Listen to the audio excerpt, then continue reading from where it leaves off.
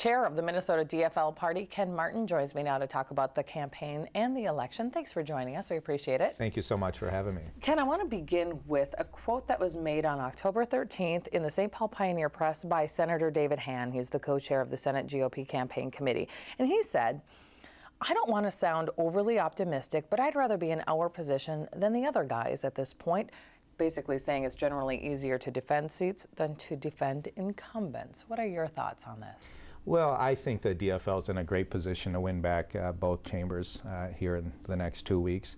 Certainly the issues are on our side. The candidates that we've recruited have been running great campaigns, and I think obviously the only poll that matters is the poll on November 6th.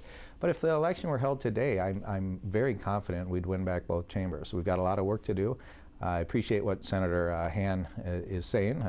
He is one of those senators that has a lot of work to do in his own district, and frankly, I think we're going to win that seat here in 2 weeks. How has the strong lead that President Obama holds in Minnesota kind of affected your efforts to try and regain the DFL majority in both the House and Senate? We certainly appreciate the work that's being done by the top of the ticket, both as it relates to President Obama's race and Senator Klobuchar's race.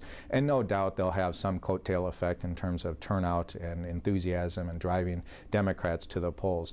But the reality is that these legislative races are going to be decided both by the issues and the candidates themselves. And they're very local races, and so while there is some impact on turnout, the reality is a lot of these local races are somewhat insulated from national trends. And let's talk a little bit about the issues that could help or hurt the ticket.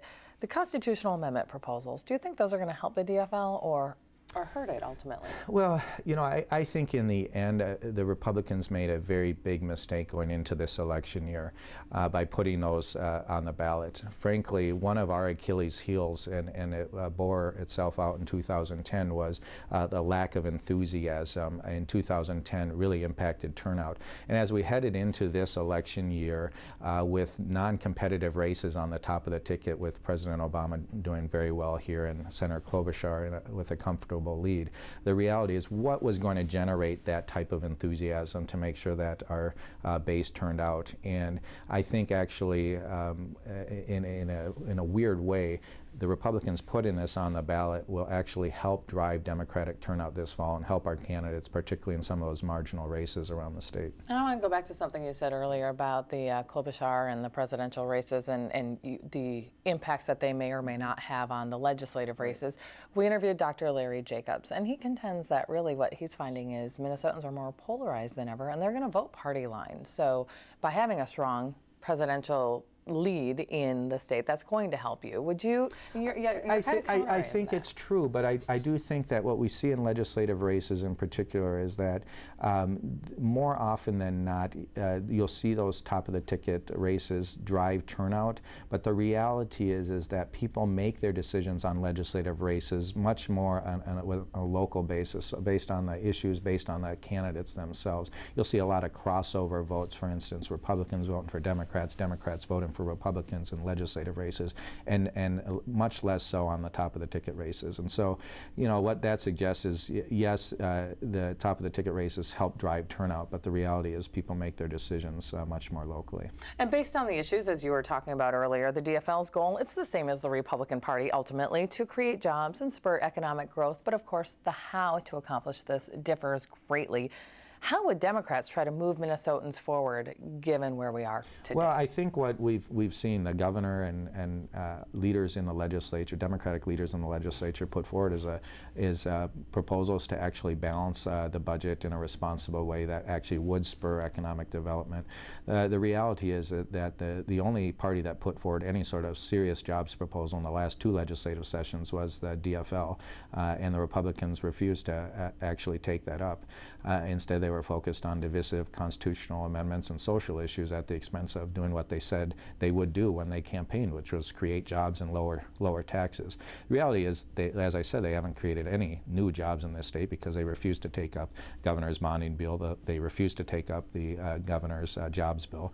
And as it pertains to lowering taxes, by repealing the market value homestead credit, we've seen double-digit property taxes increases throughout the state of Minnesota. And so The Republicans have a failed record, and what the Democrats have said is we can balance the budget in a responsible way and make reasonable cuts in government while at the same time making sure we have revenue by increasing the taxes on the wealthiest Minnesotans, thereby balancing the budget and allowing us to actually invest in the things that make Minnesota a competitive business climate, things like a strong educated workforce, making sure that we have a healthy populace, making sure that we're investing in amenities that draw corporations to this state. I think a big misnomer that really bothers me is the Republicans always say that if you want to put a foreclosed or closed for business sign on the state of Minnesota, the way to do that is to raise taxes. Well, taxes are just one small piece of what brings businesses to this state, and we know that by investing in the things that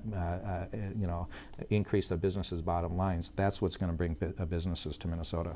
Ken, according to a story that was done by AP writer Martika Lone about a month ago, as candidates are hitting the campaign trail, DFLers are reminding voters about the gridlock from the shutdown, the government shutdown, and that if the DFL retains or gains control, such gridlock's just not going to happen again. So do you think this is the message that's going to resonate with voters? It is resonating. I've been out at doors a lot, and it's sort of a pox on both houses, right? People are sick and tired of all the brinksmanship and the stalemate and the shutdown. They want to see action. People are really suffering out there, and they want to see results. They want their elected officials to actually start getting something done. And what that means is we need to start electing reasonable people from both parties. But frankly, the Republicans that have been elected in 2010, a lot of these Tea Party Republicans who represent a far-right extreme, have no interest in actually compromise or governing or working across the aisle to actually find solutions to people's problems. And what I've said before is what we've seen now is a party that's been willing to put their oath to their political party ahead of the oath to the people that they were elected to serve. And the reality is we need more legislators and more candidates running for office who believe that their first responsibility is to serve the people they were elected by, not their political parties. And if we get to that point, both sides are guilty of this, but if we get to that point, hopefully we won't have the same sort of stalemate and shutdown that we saw in the last 2 years. What if the DFL gains control of one body but not the other? What kind of message do you think that sends to both parties about where Minnesota voters stand right now? Well, it's exactly what I just said. People want to see results. They're sick and tired of seeing non-action up at the Capitol because folks won't work together.